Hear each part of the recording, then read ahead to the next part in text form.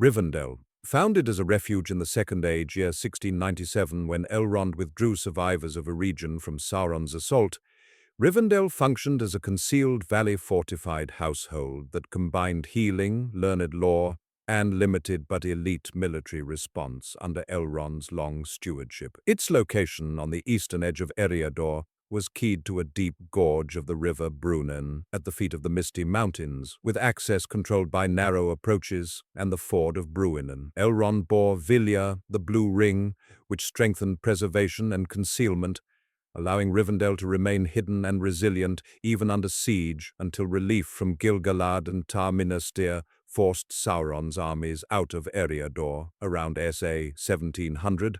After Arnor's decline, it also became a secure base for the heirs of Isildur and the Rangers of the North. These functions, sanctuary, council, and rapid aid to travelers crossing the mountains, define its capabilities more than standing numbers. Lothlórien, a Nandrin woodland realm reorganized under Sindarin leadership, Lothlórien was ruled jointly by Galadriel and Celeborn after the loss of Amroth in TA 1981. Galadriel's ring, Nenya, sustained the land's vitality and strengthened its defensive enchantment, which disoriented intruders and preserved the forest's character against external decay.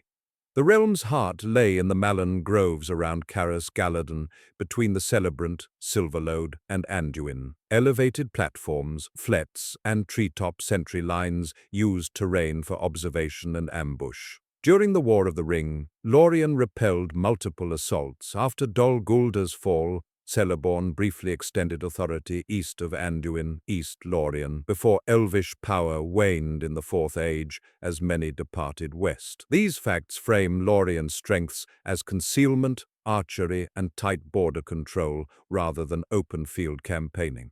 The woodland realm of Mirkwood, originally Sylvan elves under Sindarin leadership, the realm was established by Orifer in the Second Age and later ruled by his son Thranduil, after Orifer fell leading lightly armed troops at Dagorlad with heavy losses among his people. The kingdom's stronghold lay in the northeast, in subterranean halls near the Forest River, enabling secure storage and musters under hostile canopy conditions as the southern forest darkened around Dol Guldur. Concentration in the northern hills and tunnel networks yielded defense in depth, while light infantry trained in stealth and archery dominated wooded terrain and controlled paths like the Elf Path and Old Forest Road. The realm maintained trade links via river corridors to Dale and the Long Lake, while remaining militarily independent through the Third Age. Lindon and the Grey Havens. After the War of Wrath and the drowning of Beleriand, Gil-galad established the High Elven Kingdom of Lindon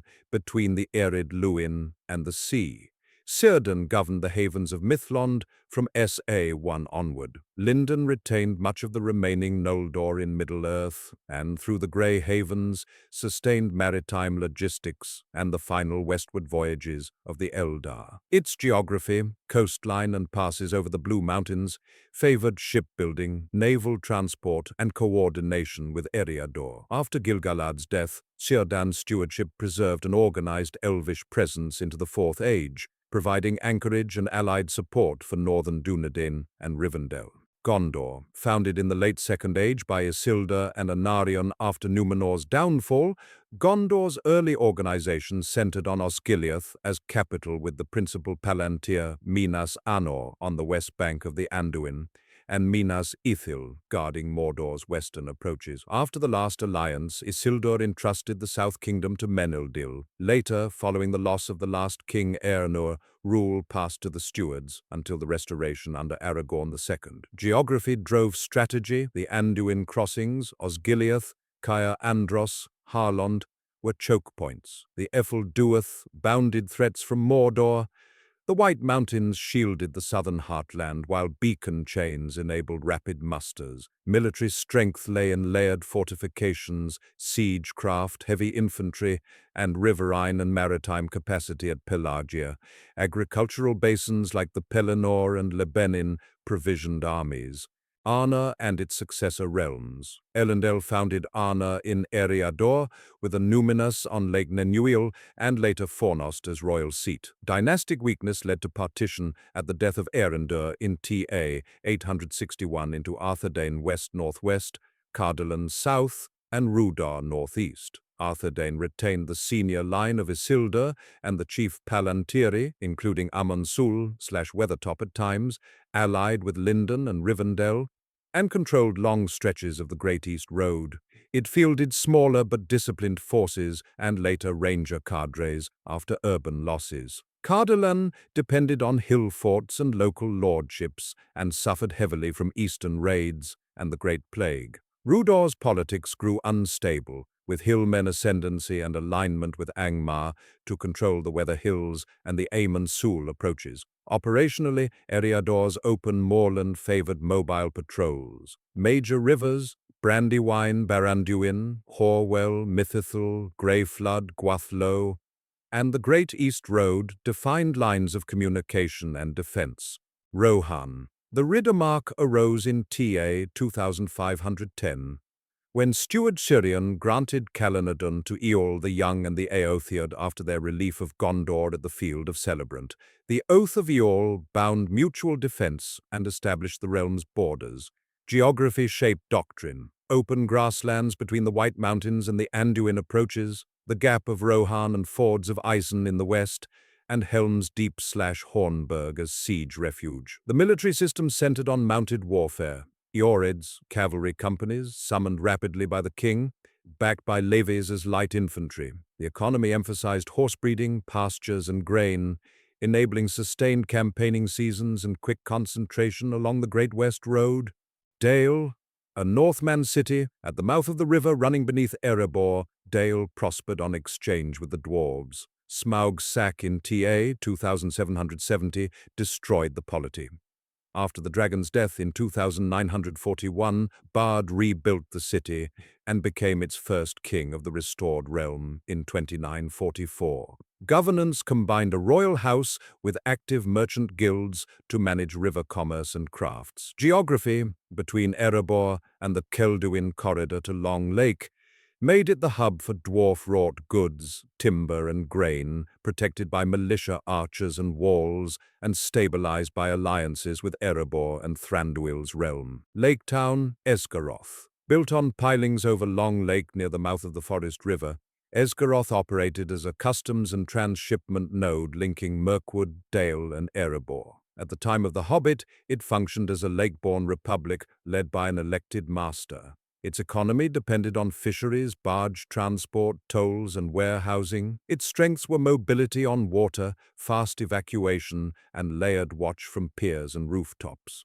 Vulnerabilities included flammability and seasonal impacts like ice and floods. After Smaug's destruction of the town, part of the population followed Bard to rebuild Dale, while Lake Town itself recovered as a lake trade adjunct. Khazad-dûm, Moria. Founded by Durin the Deathless, Khazad-dûm became the greatest dwarven stronghold through the Second Age and early Third Age, its wealth anchored in Mithril. The under-mountain city stretched beneath the central misty mountains with principal gates above the Sirannon Inner Region, West Gate, and the Dimril Dale, East Gate, linked by vast halls, light wells, and deep shafts. Defensive architecture relied on layered gates, narrow causeways, portcullises, high firing positions, and straight galleries, enabling interlocking missile fields. Over-deep mining awakened a Belrog in TA 1980. King Durin VI and then Nine I were slain, and Durin's folk abandoned the city, which thereafter was called Moria, the Black Pit. This chain underscores both the industrial peak and the existential risk of delving into the lower deeps. Erebor, the Lonely Mountain. Thrain I founded the kingdom under the mountain in the year 1999, discovering the Arkenstone as a dynastic treasure. The mountain's internal design, radial galleries, reservoirs, treasuries, and forges along a central spine of living rock, was engineered for production and defense. The front gate opened onto a defile that forced attackers into a controlled kill zone.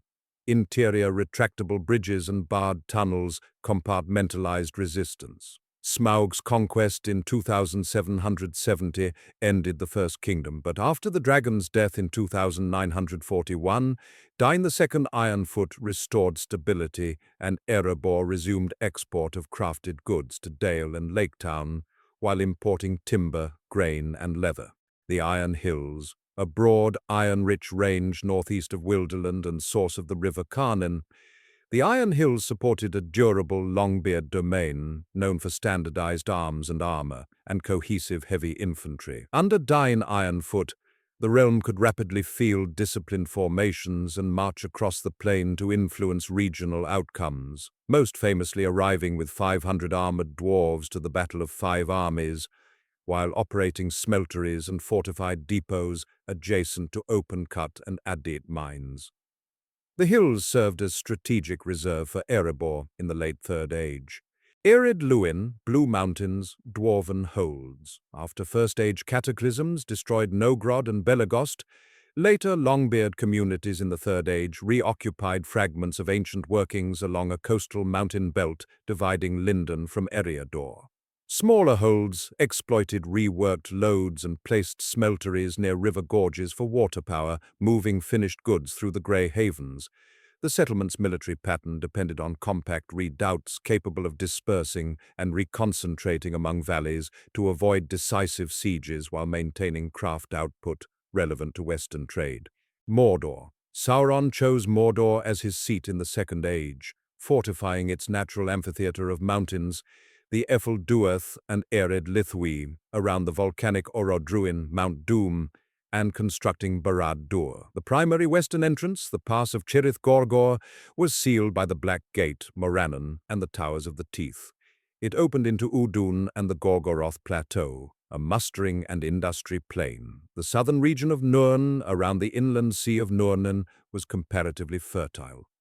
Ash-enriched soils enabled dry land farming that fed garrisons, albeit with a saltwater inland basin. In the year 2951, after years rebuilding power at Dol Guldur, Sauron declared himself openly and began reconstructing Barad-dur. His centralized command leveraged the Nazgul as theater captains and sustained an economy of war, provisioning from Nurn and tributary routes from Rhun and Harad. On 25 March TA 3019, destruction of the One Ring brought down Barad-dur and collapsed Mordor's military system. Angmar, established by the Witch King around TA 1300 with its capital at Khazad-dûm, Angmar exploited the disunity of Arthedain, Cardolan, and Rhudaur to dismantle the North Kingdom. The regime combined sorcery, intelligence networks, and proxy governance, especially through Rhudaur's hillmen elites, timing offensives to winters, plagues,